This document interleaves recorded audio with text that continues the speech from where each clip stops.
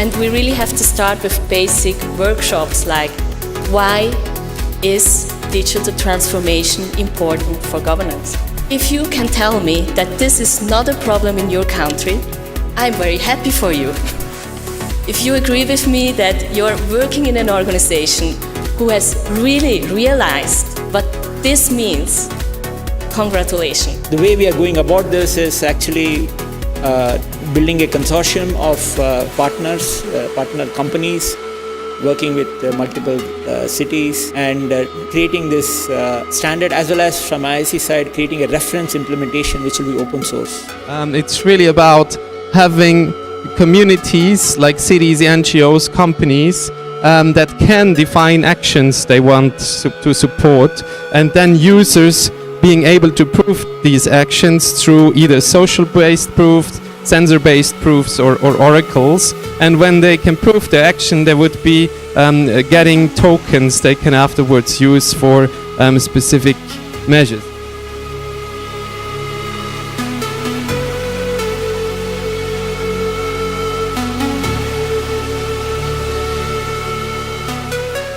About 30 years ago, you would find that a lot of foam on that river. So lakes, rivers were heavily polluted in Switzerland not too long ago, actually. Their data, the collection of their data, their insights, their recommendations have really been influencing the policy debates in Switzerland. And so if you go to Switzerland today, you might encounter these kind of images.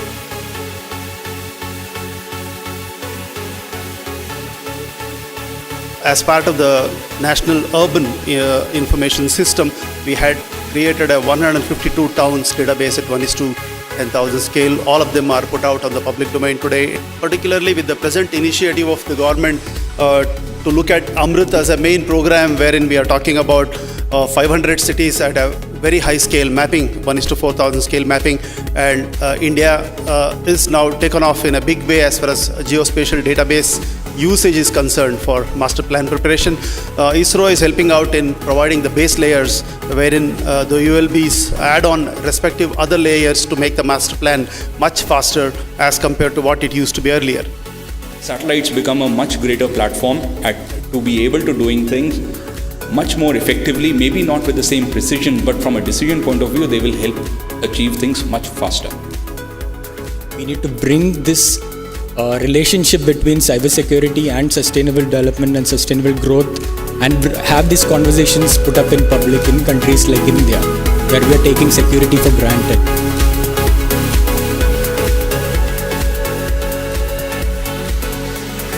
We're living in a global village, and being a global export-oriented economy, Germany is not left with any choice but join hands with partners with complementary abilities like India. And there are more than 4,400 students graduating in ICT fields in Bavaria alone. As already told, we are supporting Indian students or PhD candidates. Throughput. We need to increase the throughput. Means automatic traffic violation detection, no policeman jumping in front of you, catching you for helmet, and parking ticket, you are getting a ticket, bargaining within 20 rupees, 30 rupees. Remove all of that, automate it, like Hong Kong and all. 10,000 people in the morning, boom, come down and just disperse through metros, and then all of this gone. Here, 1,000 people come down, they're stuck in all over the place. By introducing blockchain or distributed ledger technologies, we will shift to the Internet of Information, to the Internet of Values. So it will be all about asset management, about having common contracts, having a trustworthy network, and which is not governed upside down, but probably also the capability of managing things from the bottom, so everyone could participate. So 5G is not just another kitchen or another restaurant giving a new radio access technology, but it is a food court which is coming up with a new state-of-the-art restaurant called New Radio, but it also is incorporating the existence of all other restaurants into its fold. So essentially, 5G is making sure that all type of access, be it fixed line, be it the Wi-Fi, be it the 3G system, be it 4G system, be it the LTE system, all of them can be used as part of 5G. So that is why I would call the 5G a food court and not a specific restaurant. And here is a strong role of ICT, and that's how we approach.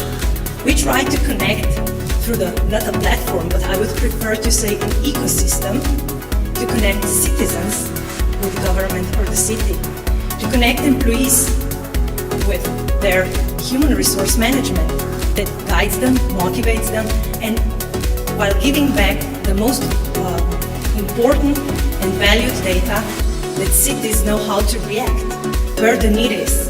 So the idea is to get citizens involved, to see if your organization can also partner with this initiative. We will be launching this with the TIA Summit in July in this year.